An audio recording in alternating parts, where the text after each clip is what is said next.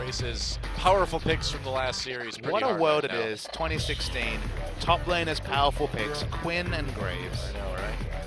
It's interesting. It's cool stuff. It's great to see. The Mickey bans, this is the story. Every time we see the Afreeca Freecs play, these are the bans. You don't even need to look at them. They were always Zed, Twisted Fate, Thresh. Pretty much. That's all their bans. I mean, Mickey's been the star of this team since day one, and although Song Yoon has looked okay, you know, Ixu has been okay. Lyra, probably the second best player on the team, but you really do need to worry about Mickey more than anything. And there's a Gangplank ban who's not wanting to deal with that. On Casper Cup, the player stepping up the most was Song Yoon, actually. On Kalista specifically was really impressive in that tournament. The biggest question mark to me is, and to some degree always has been, Ixu. Doesn't feel like this guy has made the transformation that Trace has. Often plays tanks in the top. He was known for his Hecarim, obviously way out of the meta at this point, was just playing Maokai most of the time when we saw him last week. I feel like his champion pool is one of the biggest issues for Afreeca Freecs in the picks and bans. And look, maybe Song Yoon will actually get the Thresh. Sorry, Snowflower might actually get the Thresh because maybe no Thresh plan this time. It's true. So I wonder what they're going to first pick. Do you think something like a Lissandra might be good for Ixu just to get him on that power pick? Looks like maybe that is the case. Wow. Does add a flex nature to the draft. There's a pseudo assassin, so Mickey could theoretically take it in the mid, but I find that very surprising. Lissandra seems like the natural first pick. It does leave a lot of junglers open. Alistar, Rek'Sai seem like pretty logical picks for Jin Air at this point. Liked the Elise, of course. Wings Elise was what really put Bengi in the trash can when he was playing Evelynn. True. Yeah, they do leave that open.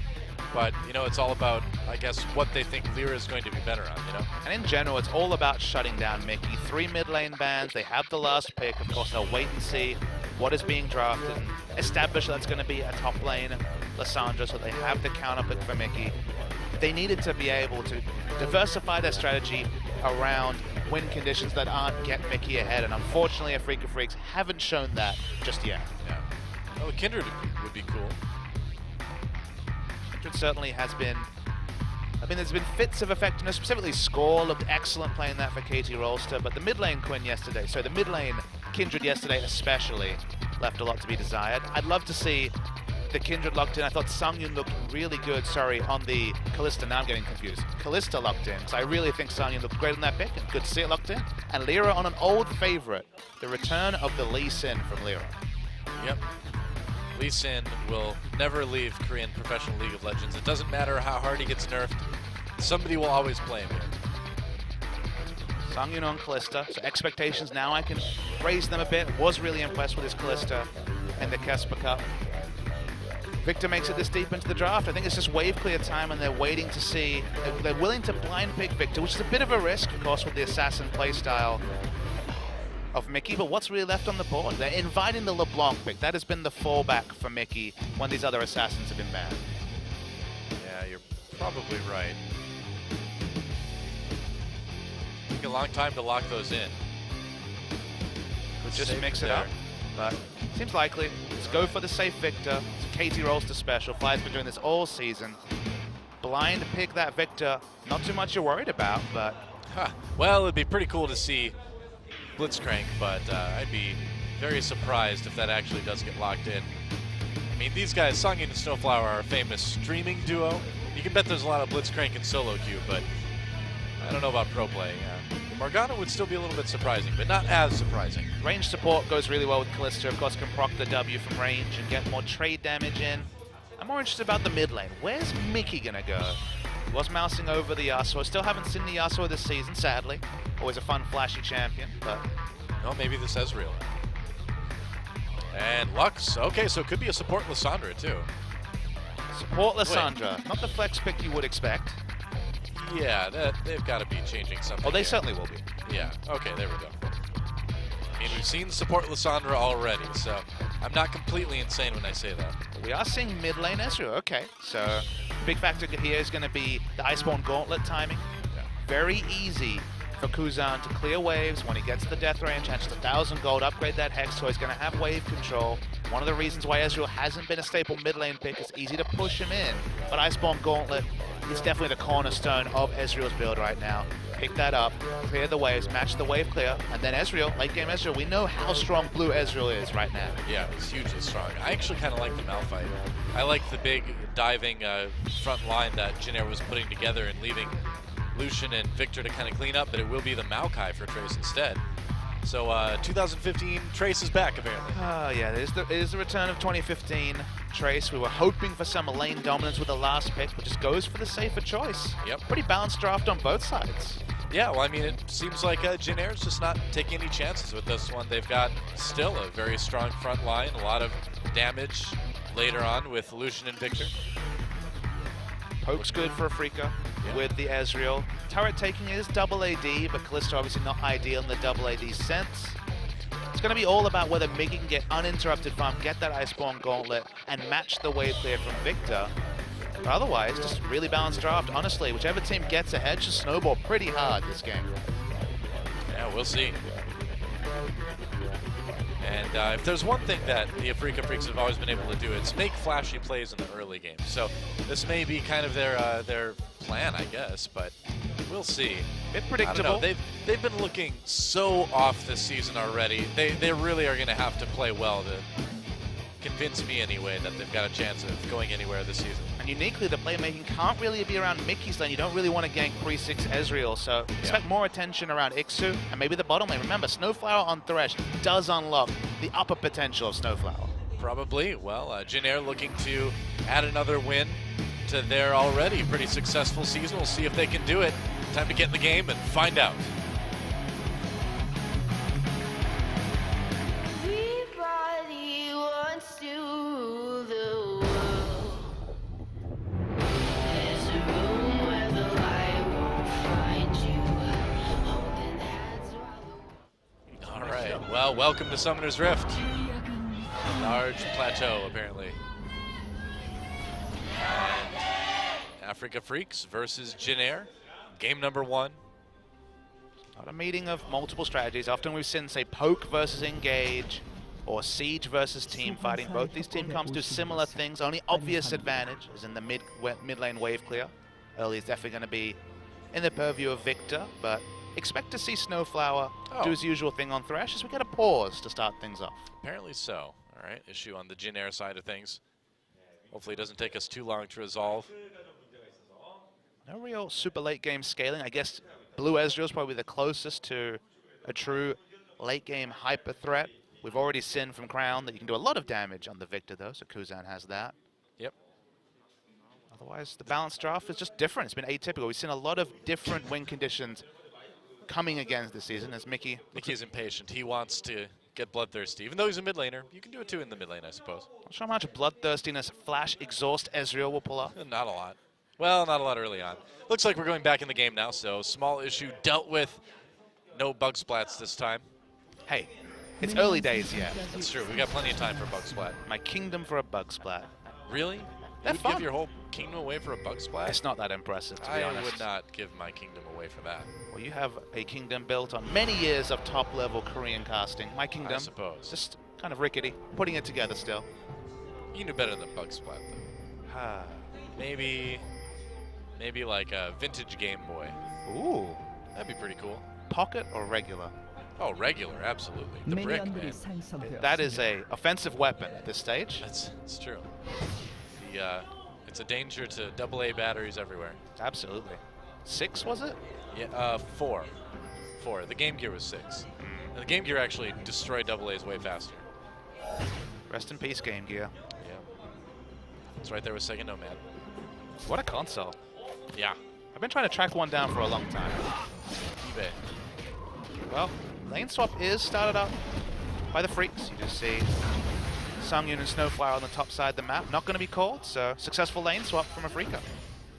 Yeah, I guess so. But what are they going to be able to turn it into? Do you think we're just going to see the turrets traded and then traded again and the mid lane waiting game begins? That is the story that's been the way, but if that was the plan, then you'd expect Lysandra to be grouped with Lyra early to start powering through these camps. You expect them to clear everything. They're on the weak side right now. You can see Che's going to go check, so let's see how the timings are. And he's certainly going to hear Lissandra long before he sees her, you'd think. But nope, that's not how League of Legends works, guys. Has been the story. We'll see him anyway. Starting on your weak side, pushing through those camps, and then just as the minions break on the turret, starting the fast push. Well, small sample size, but Winged having a pretty successful season on this Rek'Sai so far. 100% win rate, 9 KDA, which is not bad at all. In a world where Vision's gone down, Tremor Sense just gets that much more important. And although Rek'Sai late game team fights, not really much chop, just a true tank. Less of a frontliner than, say, Maokai, who we see on your screen. Right. Still, the early game Vision play is what can really separate the Rek'Sais and why she's such a valued pick. True. And blue buff will be taken. Looks like they're going to send Shay up to help Trace, which is about what we'd expect. That, you know, no wonder that's like a charred Maokai skin. He's carrying around like an open thing of flaming charcoal behind his head. It's made of wood. They pull this off. Remember, Lucian's solo farming alone, so he's actually farming 3 lanes over 2, but this many members rotating around top should be a hard defense for Jin Air. It's going to get interesting here. Ixu trying to come from the side. And a big 4-man dive. Winged ready to help out. It's going to be a 4v3, and Che and Trace are right there. Afreeca looks unsure. They're going to just use the W to keep Trace in place. Yeah, deciding to cancel that one. Probably a good idea. Good pathing from Wing, though. He waited in the wings, wanted to see if the dive would come through, was there to dissuade it. As we mentioned, Pilot's the big benefactor. Solo farm, frozen lane, down bottom. Yeah, not bad at all. And already, I mean, we see the Afreeca Freecs trying to bring that early aggression that we kind of suspected we were going to see, but Jin Air, very, very ready for that.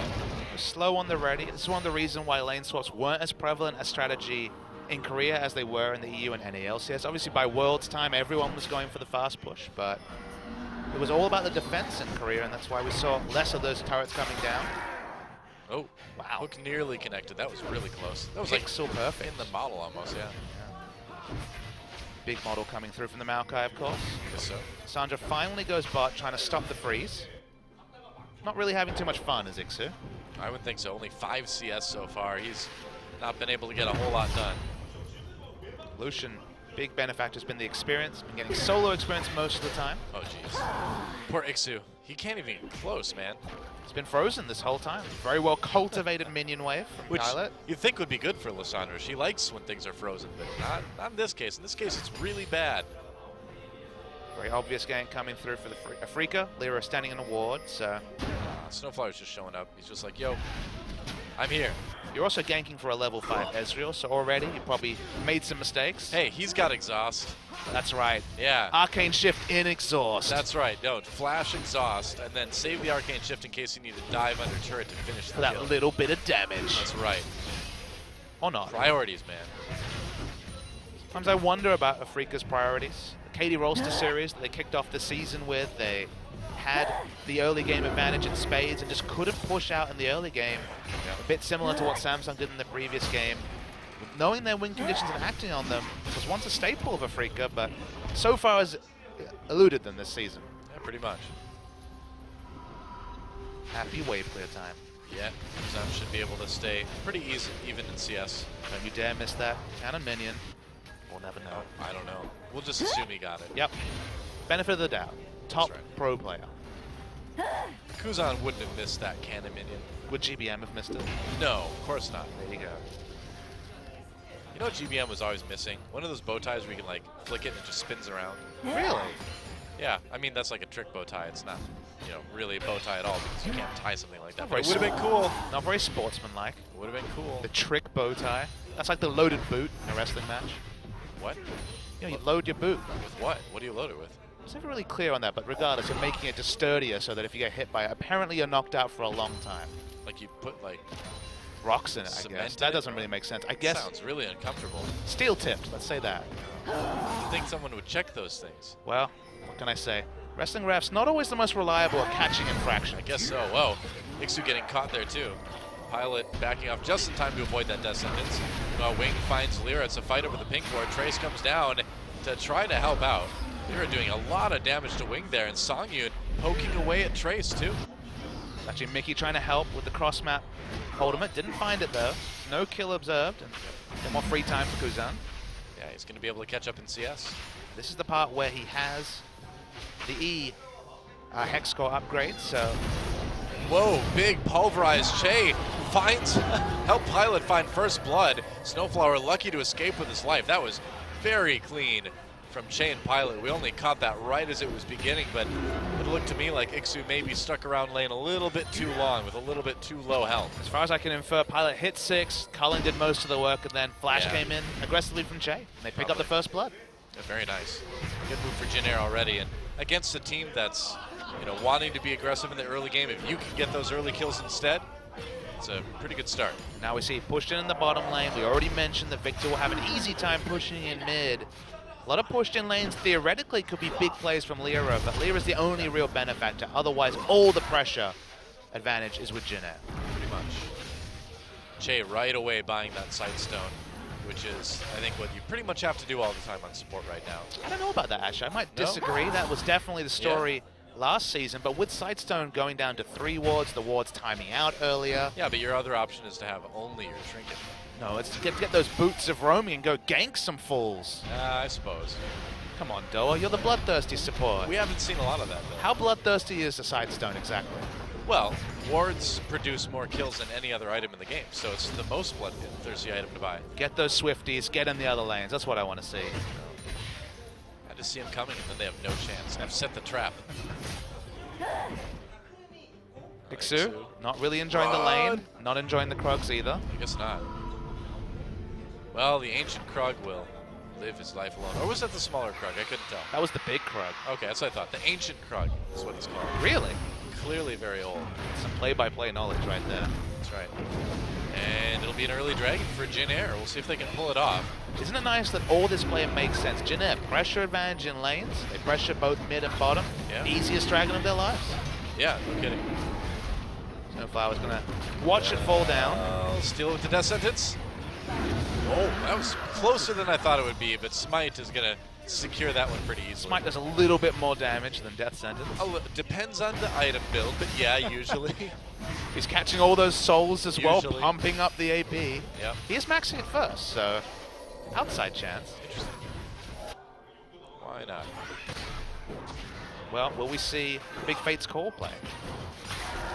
Well, I mean, they want to get something done now that they've got this 2v2, I suppose. They've had no lane control and then very conspicuously pushing in hard. Maybe a tip off the Jin Air. Yeah. Maybe, just maybe, Lyra was close by.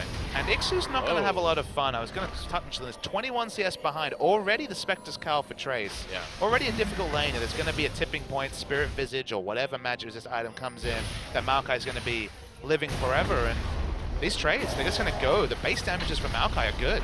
Yeah, I mean, Ixu's not going to be able to fight toe-to-toe with Trace right now. Or potentially ever. It's only going to get tankier. Yeah, all across the board, things going very well for Jin Air. Nice ward. They do spot Lyra coming through the jungle. Kuzan's starting to pull ahead a little bit in the mid lane.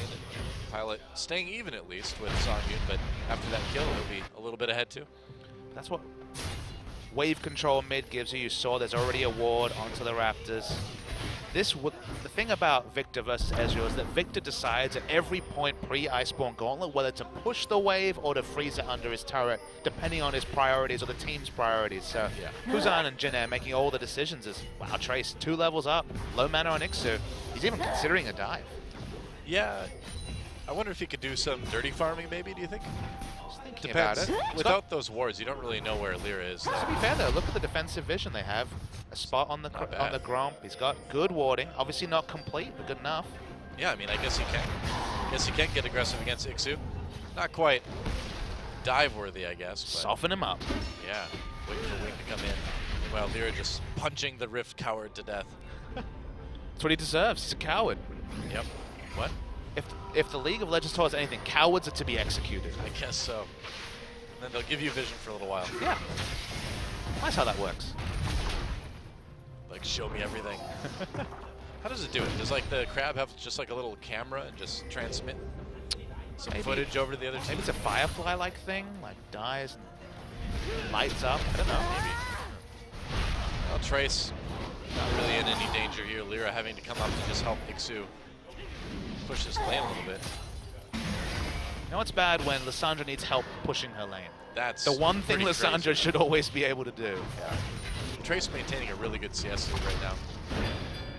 annoying, trying to stop the backs, but looks like Ixu will get the back. Probably have to teleport back top, though. The pressure from Trace.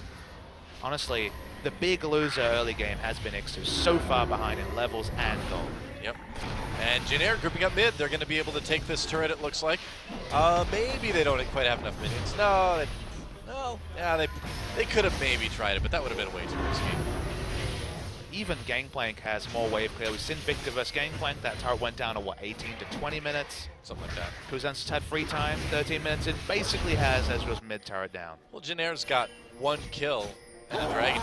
They're already about 2,000 gold ahead. I mean, most of that's Trace. 31 Yeah. CS ahead. That's massive. Not Flame Horizon yet, but could extend there. That and the first blood for Pilot. And now he can start building for the team. He started off with the Spectre's Cow, got the lane assignment he wanted, and then later on, can just build into the Righteous Glory, and then he's team fight ready as well. Yeah. Su returns to the mid lane. No, he doesn't. He's returning to the jungle.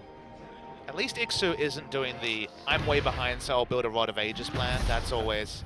Hey, well, I mean, he bought a blasting wand, so you never know. Surely it's going to be a Abyssal Scepter, but there is actually the outside potential of the I think solid Abyssal's probably 22-minute Rod of Ages pickup. Yeah, he's got the Null Magic Mantle, so probably going Abyssal. Other than that, not a lot going on. I mean, I think Jinair got the early game edge that they wanted to. Iceborne Gauntlet's picked up, so finally Ezreal going to be able to push back and chip away at Kuzan. It's not going to be 1-to-1. It's still going to be the death rate instantly clearing the wave, and a couple of Qs retired, but with the required, but with the cooldown reduction mechanic, going to be able to match. Not going to be the same immense pressure on the red side jungle for Jinair than there was before. Pretty much. Here comes Lyra. Can they make a play? Well, Trace gets locked by the W. Has to burn that flash to get out of it. Ooh. Wow, Mickey. Turns out the armor and mana doesn't do so much against the death ray. Apparently. Now, maybe we'll see a bit of a fight over the blue buff. Because Kuzan's certainly good, in a pretty good position to contest this. Clearing and exiting lane. The Faker special on Victor. Every good Victor does it. Yep. Oh, denied. Freecs opted into this. They went for this Ezreal answer to the Victor. He's keeping it competitive, but feels like his team is kind of losing around him, even as he just powers up that tier in the mid lane. How good is it, do you think, to deny this recall for Su? Look, again, you're just extending what has been a super punishing top lane matchup for Ixu. It's still 2 levels behind. How can you opt into team fights or anything when, you know, this Maokai is going to be so useful? He has the ultimate for team utility, and you're just fighting for every CS, struggling to get an Abyssal Scepter free 20. Oh, Mickey. Here we go. Mickey nearly gets taken out. Very, very close call. If that safeguard hadn't come in from Lyra, I think that would have been a kill for Kuzan. The Victors today have been running wild trying to get these solo kills in the mid lane. Yeah, well, looks like they're going to settle for a kill on the turret this time. And Jinair continues to pull ahead. Jinair have so many options. They've already had wards deep in the blue side jungle of Afreeca. The majority of this game, they can start pushing them in the red side. Well, it's easiest. Second dragon going to be incoming. First one uncontested. Yeah, right. Second one going to be uncontested. Well, right away when that turret went down, Snowflower went up and put a ward by Dragon, so Freecs know what's up. Back away for now. Yeah, they do kind of make Jinair nervous enough not to try it, I suppose. No big item completions just yet. No sign of the Righteous Glory. It's going for the Merc Treads at the moment is Trace. Ouch. But the moment they opt into a Dragon fight, it just doesn't feel like Mickey is strong enough for there to be a fight that a Freecs win just yet. Yeah, not yet.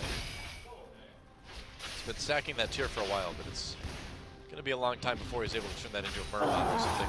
Spent a lot of time talking about the previous series about power spikes, obviously, when it was the Corki Trinity Force. The big hope for Afreeca, their go button this game is going to be the Hurricane for the Callisto. When they finish Hurricane, it'll be Mura, it'll be 2 items for both ADs. There is a team fight they can win. Oh, did they catch Snowflower? Snowflower trying to recall that rush. Flash pulverized. Here comes Winged. I don't know if this Thresh is getting out. No. And Snowflower just choosing a really dangerous place to recall and gets punished, and that's going to punish them even more as Jinair uses the opportunity to take this dragon. That's a recall you make when you have the pressure, not when you're way behind in that pressure. So honestly, just a rookie mistake from Snowflower. Attempted dragon steal comes in from Mickey, but Jinair not phased by that one at all, and Yeah, just a small mistake by Snowflower, just a choice of where to recall, and it really costs Afreeca Freecs a lot. You can get away with a long noose when you're way ahead, but when you're behind, when you just didn't have information about the wards, that's what happens. I don't want to have any noose involved in No my nooses? League of Legends plays. No, no thanks. The enemies can hang themselves. You just try and avoid it for yourself. That's grim. That's what warding gives you, Doa. People make mistakes. Yeah, yes. They do indeed. So They Ixu get those has- bloodthirsty kills. Yeah, and Ixu's gone for the Abyssal Scepter, so maybe Mickey can do some more damage with his ult. Awkwardly, his team doesn't really have a lot of latent magic damage that he's going to help out with that aura. Yep. Well, the days of AP Ezreal are long gone, Rip Runglaive. thankfully. Oh, Rift Herald time. You know, I feel like we've seen Janair taking more Rift Heralds than a lot of other teams. Some teams, again, like series on series, picks and bans change. Again, the patch is very early, so priority is always different. And the Rift Herald has been the big differentiator. Some teams just aren't interested in that objective at all. And even the assignment of who gets it. We've seen so many junglers pick up the Rift Herald. Uh-oh. Trace has already had the pressure advantage, and now it's going to have some buffed up minions as well. See, this makes more sense. You give it to a laner, right? To me, that makes the most sense. Yeah. It says a lot about the buff that the 10% movement speed is more important than the minion effect that, of course, the buff is largely expected to be. Wow, look at this, getting aggressive onto Che, but Lyra has to get right back out again. I mean, you can tell Afreeca just really wants to make a play here, but Janair is just not giving them any opportunities. Well, it definitely tells you how it's going. Where taking a second Q against Alistair seems like a good idea, but they just had no opportunity to make plays in the first 20 minutes. Controlled game from Janair. It's a return to the old Janair because Trace, no Quinn this time, no Ignite top, back to Maokai duty. Yep, very measured. Janair going back to their kind of habit of having some of the longest games in Champions. We might be in there. But the worry is that they go back to their habit of not knowing how to finish games. Yeah. Because when you have 4 or 5 damage dealers, okay, you can just win a fight through sheer outplays. When you have these positioning-based, timing-based comps, that's easy to pull that off. Very true. Man, only 1 kill every 10 minutes this game. Monty Ugh. is approving. Oh, Sorry, hurts Doa. me bad. And you were complaining about the pace of the last game. This is the new norm, Doa. Please no. It's only week 2. Please, no. There's going to be a few more of these games. And then everyone gets aggressive, right? I mean, I'm waiting on the patch notes. I'll let you know. All right. I'll read them too. 3 turrets already for Janair. A huge lead. Up to 5K gold in 20 minutes. And I mean, what is there really to say? I mean, Janair is just doing a great job of putting all the right amounts of pressure on all the right amounts of, or all the right places on the map. Taking this blue buff away. Can Ixu take it? Looks like he got it. Ixu got it. Oh, Ixu got it, did he? I believe this is the I think time so. in the broadcast where you talk about vintage video games or old shows or Street Sharks. Yeah. There's not really much else to say. Afreeca, they have playmaking champs, but they're so far behind on map play that there's not much they can do. They're trying to force some mid lane damage. They may pay for this. So teleport coming in for Trace. Gonna get the back line. Snowflower in trouble already. Dropped the box, but that's a culling. Whoa, the damage from Kuzan and Pilot just destroys the Afreeca Freecs. That damage from Kuzan was immense. Yeah, man. I mean, and Pilot hit the culling right at the same time. It was only 1 kill, but it was more than enough. Whoa, gotta be careful there. More than enough to push the Freecs back. And that may cost them a tier 2 turret here. Wing wants to come from the side. Looks like they'll be content with the turret. They have such a strong front line. Multiple people here can tank Yes, they turret do. shots. Easy peasy. Take down the turret. False sense of security for Afreeca. They thought, okay, this game's fairly even. Let's go for something. Instantly punished. Instantly lose their inner mid turret. You thought they didn't have much map control before. With both their middle lane turrets down, every single objective on this map is easy peasy to pick up for Janair. And I mean, now we're looking at a 6,000 gold deficit for the Afreeca Freecs as we go into this replay. And that's the thing about Maokai. It doesn't matter if you flash away, you are going to get rooted in place. And the explosion from Kuzan. That is disgusting. Yep, that's Victor. That's a great slogan. That's disgusting. That's Victor. Sounds very close to victory. And honestly, Janair, pretty close to victory themselves. Wow, they're close to like a flawless victory here, man. I mean, no Oh, turrets, it's true. no kills, Perfect no game, dragons. potentially. They could do it. think if they survive another, 10 minutes of this, they might be able to close it out. Immortals in the NALCS have denied Jin Air the hope of the fastest perfect game. Of course, perfect game in 18 minutes, hard to beat. Wow, that was something legitimately insane. And here they come. They're just gonna walk all over the map now. Goodbye, all over Snowflower. Afreeca. Songyun, man, the CC. What a huge culling from Pilot. Picks up a kill there. Lyra in a bit of trouble against Kuzan, who's gonna grab one, and there is just nothing that the Afreeca Freecs can do. 22 minutes. Yeah, why not do Baron, man? I mean, why not? The amusing thing is they don't even have vision around this area, but with 3 kills down, no way for Ezreal to rotate. Well, Ezreal just used True Shot Barrage as well, so there is nothing at all that the Freecs can do. They can try and stop the perfect game. They have a single turret. All right, perfect game canceled. Oh, sadness. Sadness. Oh, well. I suppose I'll trade that. If I were them, I would trade a perfect game for a Baron, some kills, and Mickey's going to activate Dragon, but I don't think you're going to get a chance to do that with Buddy. I don't know about the blue Ezreal mid against Victor. Just, yeah. With the Z off the board, it felt like he wasn't confident to play an Ahri, for example, that has that balanced wave clear and some assassination potential. Mickey needs to take over these games, Doa. He does. I mean, they need him to be the star, and you were talking about the fact that the LeBlanc pick was available. They didn't go for that. Afreeca really picked themselves into this. To be fair, though, the LeBlanc pick has been the option that he's tried twice in a row. Both games lost. Both games played fine, but not been able to get that edge. Maybe they need to start banning Victor. That's that's unfortunate. There has been some Victor bans, but if enemy teams are banning 3 mid laners against your mid lane, give him a chance. Take away the safe blind pick that KT have used, that multiple teams have used. Get the Victor off the board, because it's pretty clear right now that Mickey doesn't have the pocket pick to annihilate a Victor in lane. Yeah. Trying to support that mid lane, but meanwhile Trace pushing down the top lane with those Baron empowered minions. Ixu's got the wave clear, but you really can't get close enough to kill the cannon minion this time. He doesn't have the wave clear to deal with Baron buff minions though, of course. Yep. So much more difficult. So just lose slowly the health on that turret. Yep, maybe not so slow. Yeah, that turret's not going down slow at all. Jin Air just steamrolling their way across the map right now. This is no counterplay. 10,000 gold, 9,000 I guess. Well, you called it. I mean, you said whichever team got ahead was going to be able to snowball this pretty easily, and that's exactly what we're seeing. When you share win conditions, it's a bit like blind pick, where if you have the same champions, once you get an advantage, it's so hard to come back, just because there's really little options for Afreeca. Lyra never got that big pick that we saw Flawless, for example, getting on the Lee Sin yesterday. He's just been watching on. He's died once, but really not been involved this game. He was trying. Afreeca's, in general, watched Jin Air win this game. Yeah. Yeah, it's tough. And I mean, if game 1 goes like this, you have to wonder what the mental state of Afreeca Freecs is going to be in game number 2.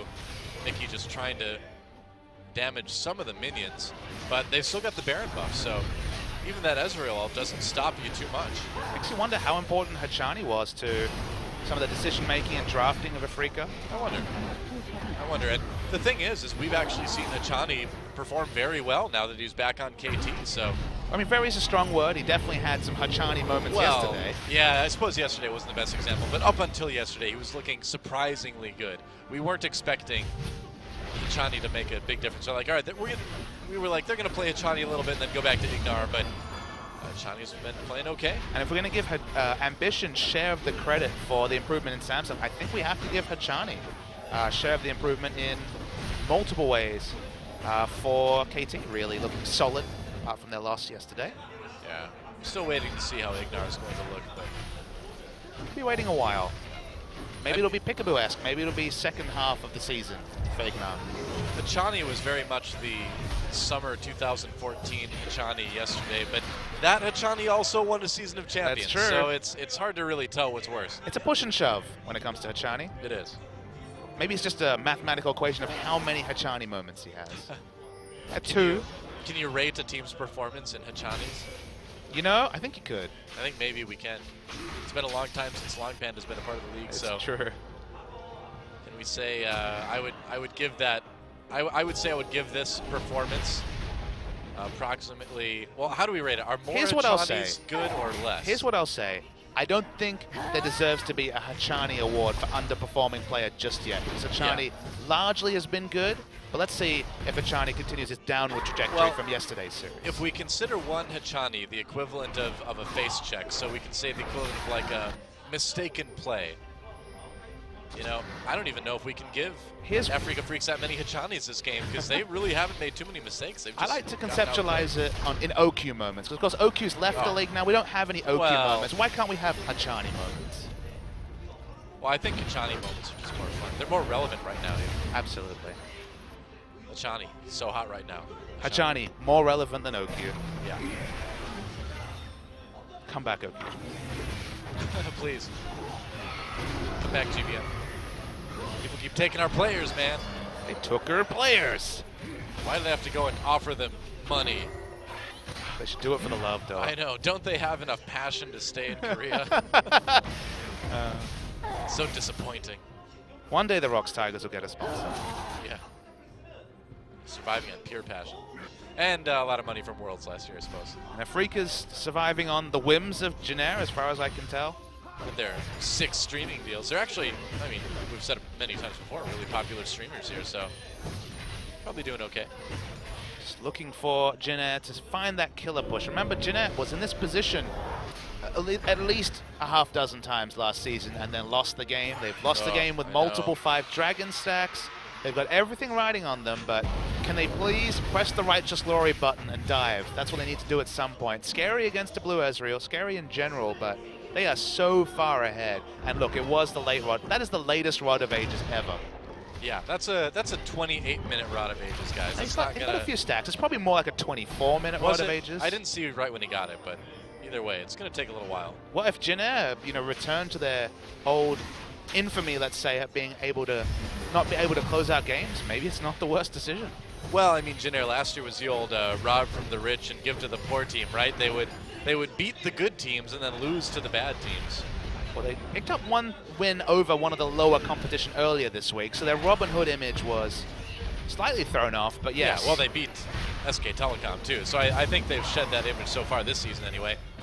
Janair's just going to walk up and take the red buff. Thank you very much. And it's Dragon time. Why not take that, too?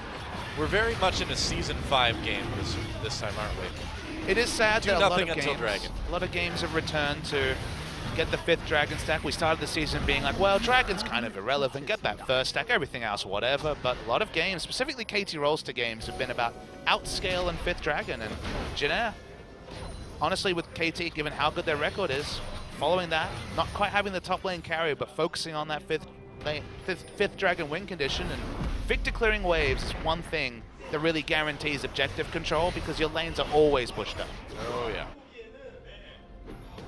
Tons of fun. Yes, lots of fun.